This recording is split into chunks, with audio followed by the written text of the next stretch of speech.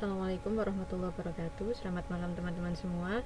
Malam ini kita akan belajar akuntansi manajemen modul 3, insyaallah modul 4 juga. Nah, sebelum kita belajar, mari kita berdoa dulu agar yang kita pelajari bermanfaat. Berdoa dipersilakan.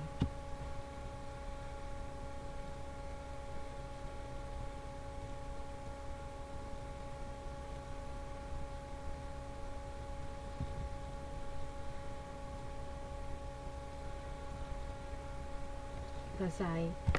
Oke. Sekarang kita belajar modul 3, yaitu analisis biaya pesanan. Kemarin kita sudah belajar tentang perilaku biaya. Sekarang bagaimana kita menganalisis biaya pesanan.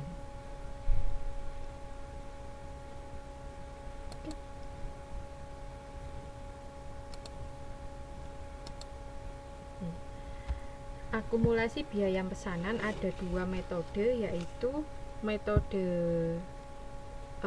proses costing atau job order costing.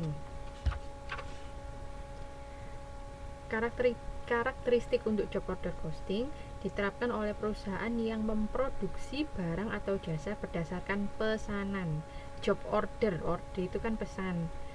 Jadi diterapkannya oleh perusahaan yang melakukan atau memproduksi barangnya berdasarkan pesanan. Karakteristiknya, jasa atau produknya bervariasi sesuai dengan pesanan. Biaya diakumulasi per pesanan. Biaya per unit sama dengan biaya total per pesanan. Biaya total pesanan dibagi jumlah unit yang diproduksi. Ada juga biaya komponen biaya terdiri atas langsung dan tidak langsung, yang terdiri dari bahan baku, tenaga kerja, dan overhead. Kemudian setiap pesanan harus dibuat kartu pesanannya. Nah, kalau teman-teman lihat di gambar 3.1, di situ ada urutan kejadian dalam job order costing. Pertama,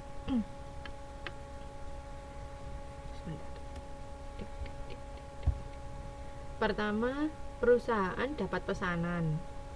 Ya, yang tengah dulu pemesanan. Terus menerima pesanan. Kalau sudah diterima pesanannya, dibuat jadwal kerjanya.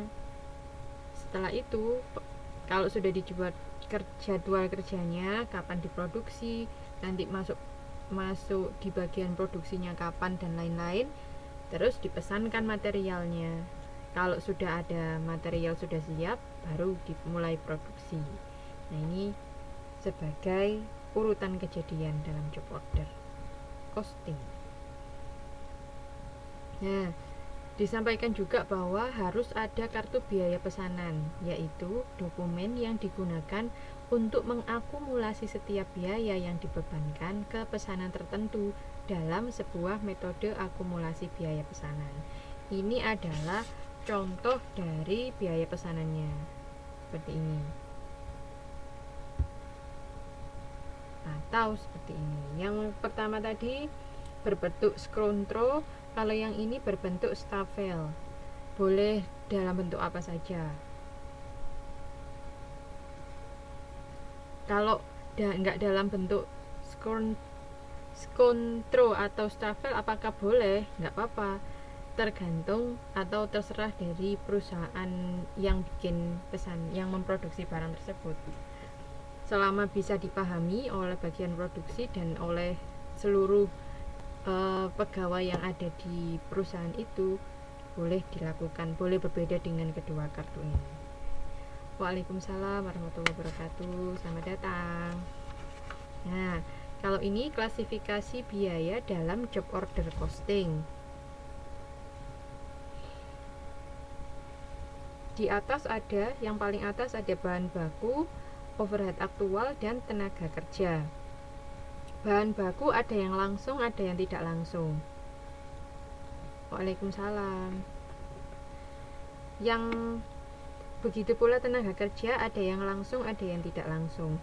Nah, yang tidak langsung masuk di tengah-tengah sini bersama dengan overhead aktual, yaitu bahan bakar, listrik, dan lain-lain, dia menjadi satu. Sedangkan yang langsung, bahan baku langsung dan tenaga kerja langsung, masuk di BDP, yaitu barang dalam proses. Nah, nanti barang dalam proses ini yang akan ditambah juga overhead yang dibebankan gitu. Jadi kan ada bahan baku langsung, ada bahan baku tidak langsung. Yang tidak langsung digabung sama overhead aktual, sedangkan yang langsung masuk ke dalam BDP atau barang dalam proses. Di dalam barang dalam proses nanti juga ada yang disebut overhead dibebankan. Yang atas overhead aktual, yang bawah overhead dibebankan. Untuk lebih jelasnya nanti selanjutnya ada contohnya. Oke. Sekarang kita masuk ke masalah akuntansi biaya pesanan. Masalah akuntansi dalam job order costing yang pertama, akuntansi untuk bahan baku dicatat pada saat pembelian dan pemakaian. Diingat-ingat, kalau kita beli kita catat, kalau kita pakai juga kita catat. Terus, akuntansi untuk tenaga kerja dicatat pada saat terjadinya, distribusinya, dan pembayarannya. Ada 3 kali tahap untuk mencatat tenaga kerja: terjadinya, distribusinya, dan pembayarannya. Kalau yang overhead dicatat saat pembebanannya, aktual, dan menghitung serta menutup di akhir periode. Terus ada akuntansi penyelesaian pesanan. Yang kelima, akuntansi untuk penjualan dicatat saat penyerahan barang dan pengakuan pendapatan.